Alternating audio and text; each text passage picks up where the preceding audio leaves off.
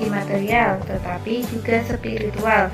Contoh aktivitas masyarakat dalam upaya pembangunan sosial, misalnya aktivitas yang sedang berlangsung di pasar. Pasar merupakan salah satu tempat terjadinya kegiatan sosial dan ekonomi. Di pasar kita dapat menemukan interaksi sosial antara penjual dan pembeli. Selain itu, kita juga akan menemukan interaksi antara manusia dengan alam atau dengan lingkungan hidup. Selain pasar, masih ada banyak tempat untuk melakukan kegiatan sosial dan ekonomi. Di antaranya, yang pertama, di pasar ikan terjadi kegiatan sosial dan ekonomi antara nelayan atau pedagang ikan dengan pembeli ikan. Dan yang kedua, di sekolahan terjadi kegiatan sosial dan ekonomi antara guru dengan siswa. Nah, selanjutnya yang ketiga, di salon terjadi kegiatan sosial dan ekonomi antara pegawai salon dengan pengunjung salon. Dan yang keempat, di rumah sakit atau puskesmas terjadi kegiatan sosial dan ekonomi antara dokter atau petugas medis dengan pasiennya. Nah, kesimpulannya adalah pembangunan sosial merupakan semua aktivitas yang menggabungkan aspek sosial dan ekonomi untuk meningkatkan taraf hidup atau kesejahteraan sosial.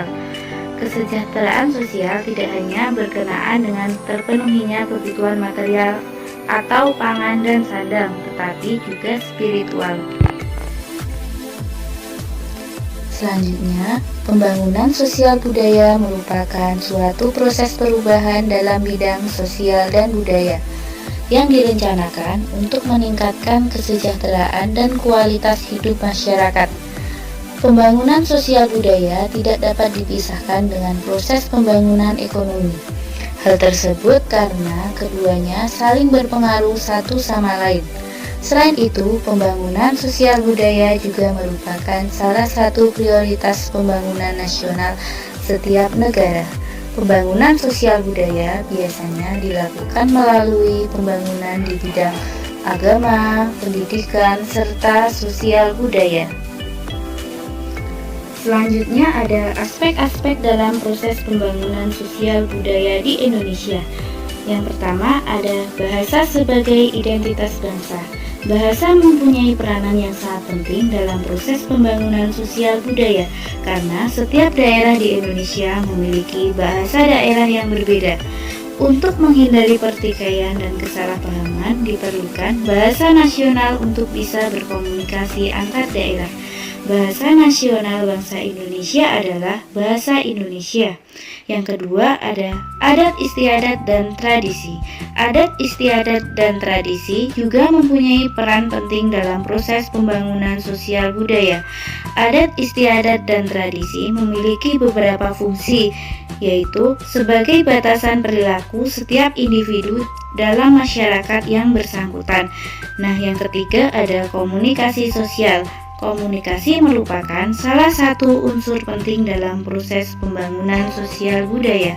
Dengan adanya komunikasi antara pemerintah dengan masyarakat maupun antar masyarakat dan individu, tujuan dan proses pembangunan dapat berlangsung dengan baik. Dan yang terakhir ada nilai dan norma.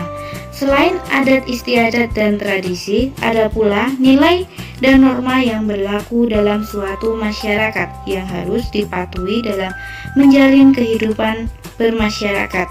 Perubahan sosial yang terjadi berpengaruh pada semakin menurunnya nilai dan norma yang ada dalam masyarakat karena pengaruh budaya luar, sehingga memungkinkan adanya permasalahan sosial budaya dalam bermasyarakat.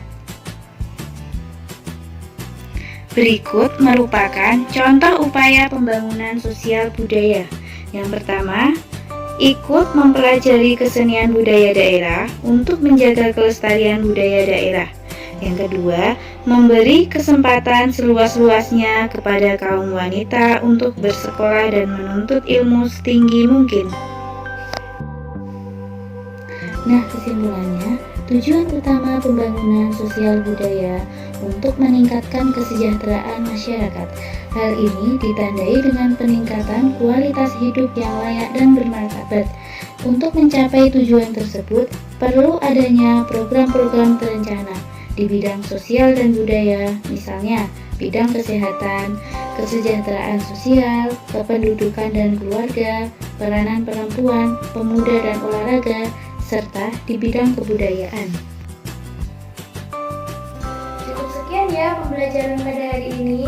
Semoga dapat bermanfaat bagi kita semua. Dan semoga materi yang kakak sampaikan dapat kalian pahami. Apabila kakak ada salah kata, kakak mohon maaf. Wassalamualaikum